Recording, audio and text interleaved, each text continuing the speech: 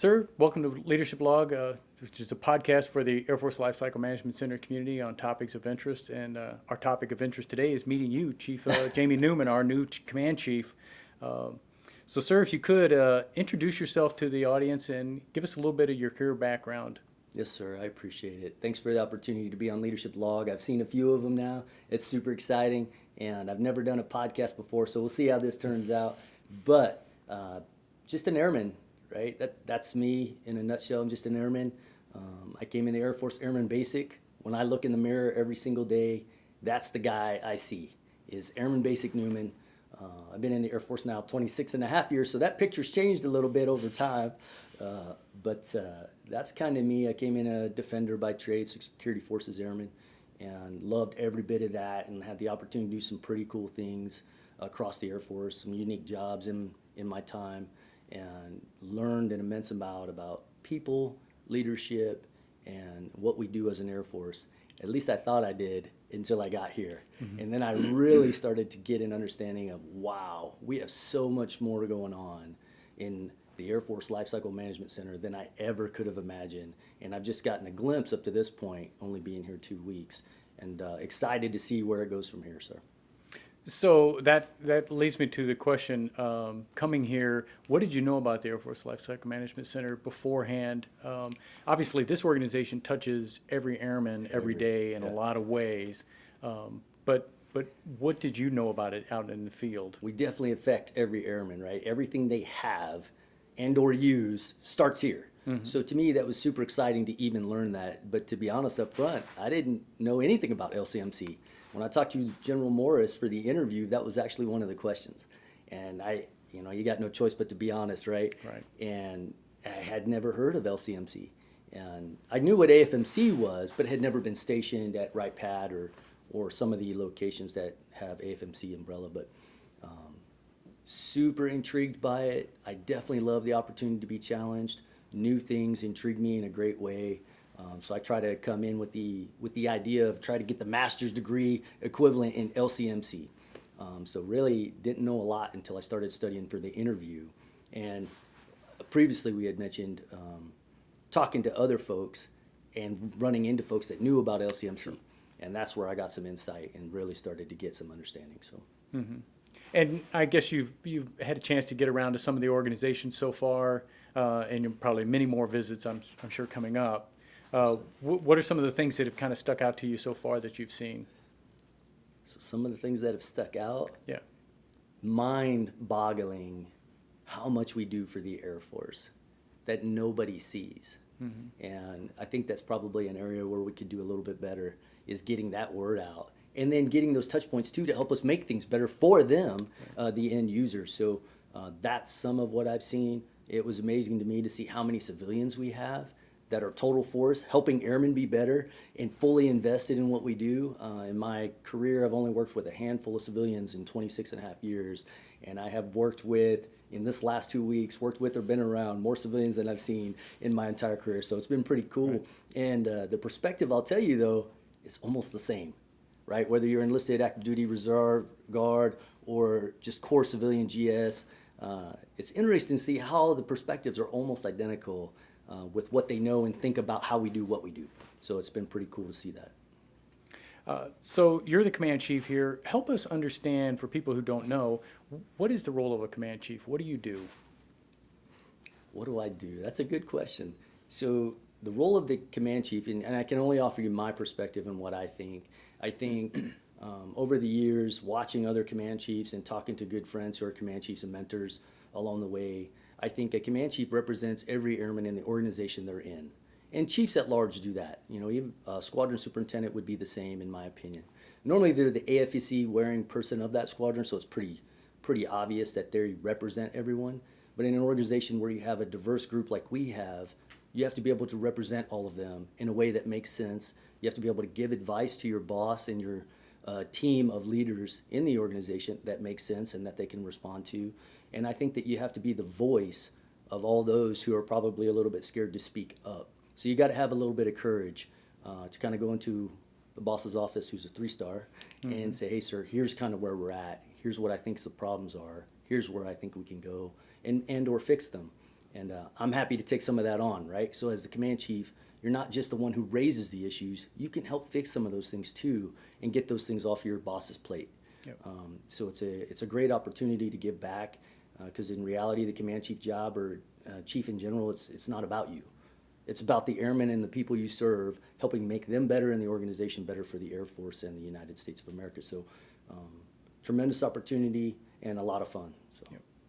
So you mentioned that the AFLCMC's enlisted force is pretty diverse in terms of AFSCs, but it's pretty dispersed in terms of being spread out across the, not just Wright Pat, but at other locations as well. So how do you engage with all of those people to kind of connect with them? So I'm figuring out really quickly that I'm gonna have to get really good at digital connection and trying to use chess teams or phone calls or hopefully some in-person site visits too along the way. I hope is in the cards, just with COVID and some of the things going on locally. We'll see if we can make some of that stuff happen. But that's the initial plan, is kind of see where we're at now in connection and see what gaps we need to fill, and then start to bring into the fold some of those opportunities for all the enlisted force and anyone else for that matter across the organization. So. Just kind of in general, what would you say is your leadership philosophy? And when I ask this, I like to ask, is there someone, a mentor or a leader that you had that kind of influenced and shaped that? Oh, wow. That's a powerful question. So lots of complicated answers for that. You know, I could go back in time, right, as A1C Newman, Tech Sergeant Anthony Frazier, now retired Chief Master Sgt, 30-year Anthony Frazier, saw something in me that I didn't see. I had no idea. And he's like, you're going to go do this. And I was like, no, I'm not, right? And started backing away from it. And instantly, he's like, no, you can do this, right? And encouraged me to move forward. So I think that's one thing that I learned early on, is look for those people who are performing, who are off in those shadows and just killing it, who need to be pushed and challenged in other areas, and kind of find that hidden talent. So I try to do that now and just look around. The other half, I think I learned from my wife, and we have a sign that hangs up over our couch, and it says "Better Together." And I think that's a great leadership philosophy for all of us to have, is we can't do this alone. We're not on an island. We have to be able to do it together, and we're better together. The diversity across the Air Force is what makes us a really good organization and what makes us powerful, and still the #1 Air Force in the world. We have to remember that and not lose sight of that as we move forward. So I think between some of the things I've learned in my career path, and then having a great family who supports me and reminds me, you know, hey, we're better together. I think I use things like that, you know, just to kind of give you a couple examples. Yep. As my central focal points as I move forward. So, you know, of course, last year we had COVID hit, and it just kind of disrupted everything, and the organization was thrown for a loop initially, but we reacted and we overcame that challenge. Now we're getting ready to go into another challenge as we go not back to the old normal, but to a new sort of normal, and it's going to cause differences in the way that we work and where we work. What can leaders do to help organizations, teams get back together and to connect and really kind of stay motivated and focused? So lots inside that question.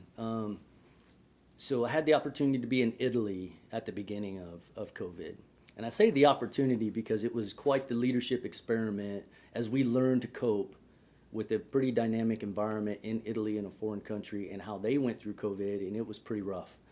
So a lot of patience and understanding for the Italians and our partners there as they work through what COVID kind of did in their world.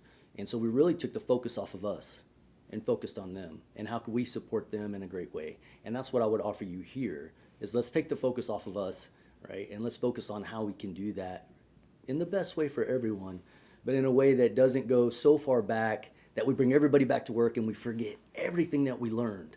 Because we learned so much through COVID right off the bat. We learned that our airmen were connected way more than we were digitally. We had airmen teaching us how to use Zoom and those other platforms right out the gate. It was amazing to me. I was like, wow, okay, we got this figured out because we're better together. Yep. And then as we started to go back out of COVID, those skills atrophied almost immediately. Like we were so ready to get back to connecting to each other. So I think there's a balance there that we've got to be able to kind of turn it on when we need to, maybe turn it down a little bit, and then or turn it off and send everybody home and do kind of COVID protocol. So I think there'll be some great approaches coming out of it. And I know some folks really love telework. They got to connect with family again in a great way, and I think that's exciting. So. The Air Force is going to return to PT testing next month, and so I just wanted to know, do you think that that's going to lead to like more group PT sessions again, and what do you do personally to stay in shape? So, yes, the Air Force is starting PT back up. I think it'll be tough in some regions of the world globally to do that, as they are still, gyms are closed and those kinds of things. So we still got to consider the global effect there. But I'm excited to see it come back. I think airmen are ready for it to come back, and I definitely think it'll bring back group PT and getting teams united. Going back to the telework conversation a little bit, we need that. I think if we learned anything, humans need to connect to other humans in some capacity.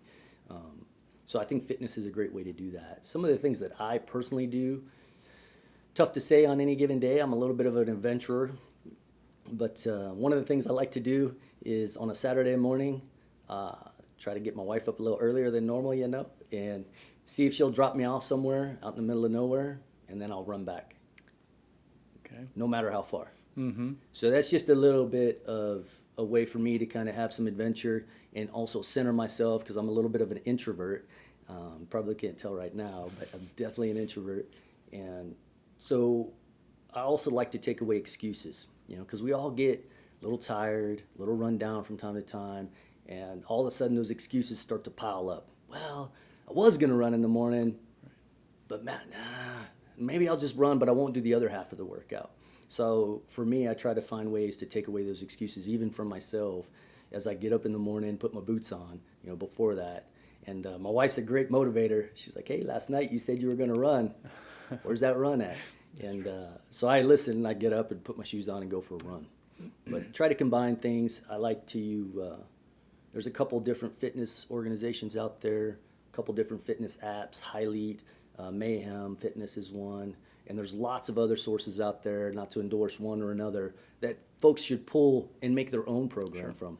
So I try to do a little bit of that and just experiment a little bit, not so close to the PT test, but my PT test is in September, so prior to the 60-day mark or so, I try to do a bunch of different things and see what I like, and then go from there.